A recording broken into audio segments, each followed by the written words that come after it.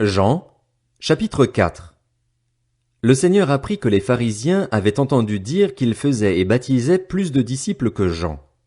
À vrai dire, Jésus ne baptisait pas lui-même, mais c'étaient ses disciples qui le faisaient.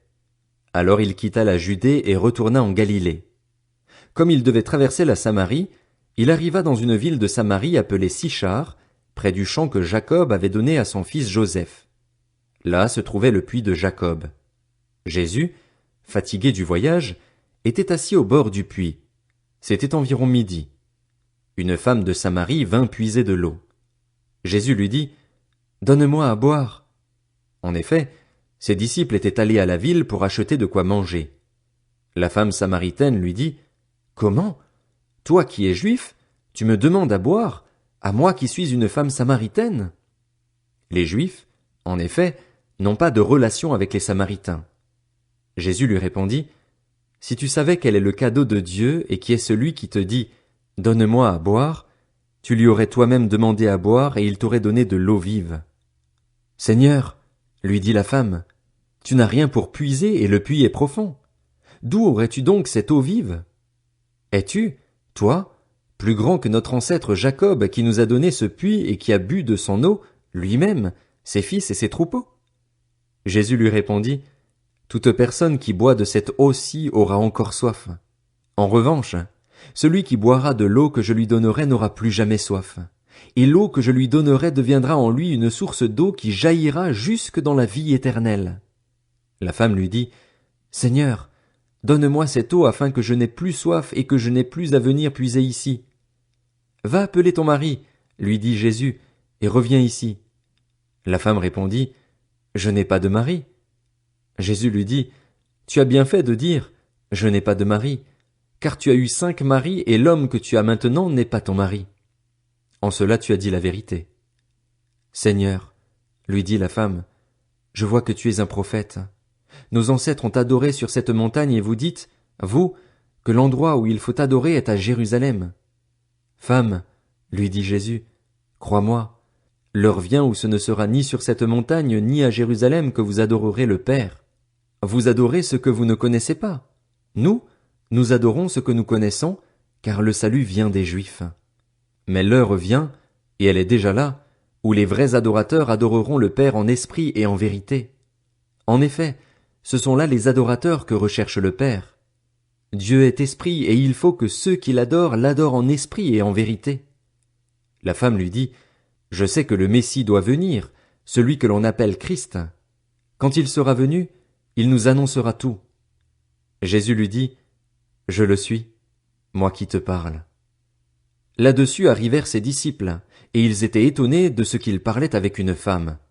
Toutefois, aucun ne dit, « Que lui demandes-tu » ou « Pourquoi parles-tu avec elle ?» Alors la femme laissa sa cruche, s'en alla dans la ville et dit aux habitants, « Venez voir un homme qui m'a dit tout ce que j'ai fait. Ne serait-il pas le Messie ?»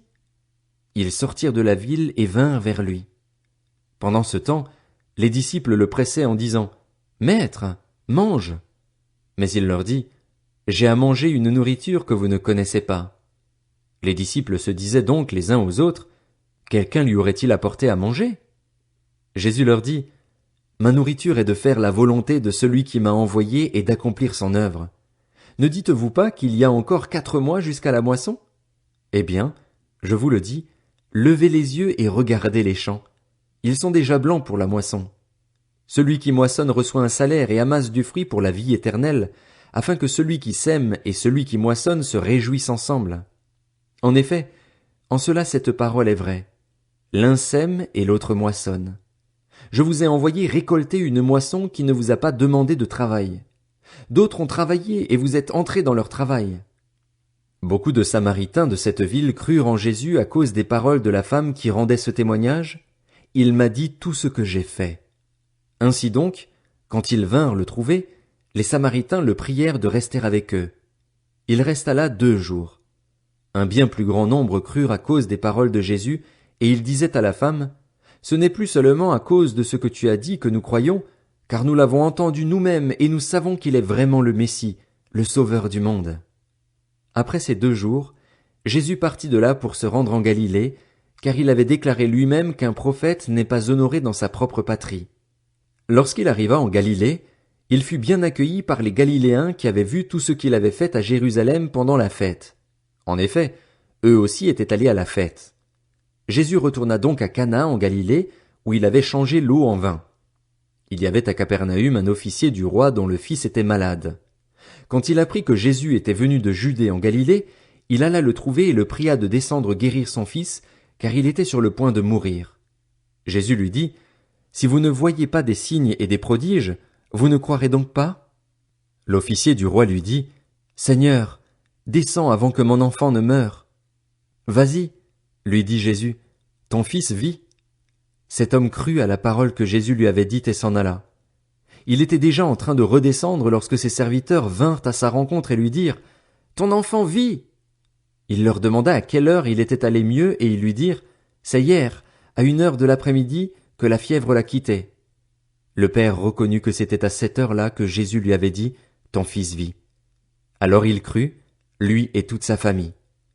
Jésus fit ce deuxième signe miraculeux après être revenu de Judée en Galilée.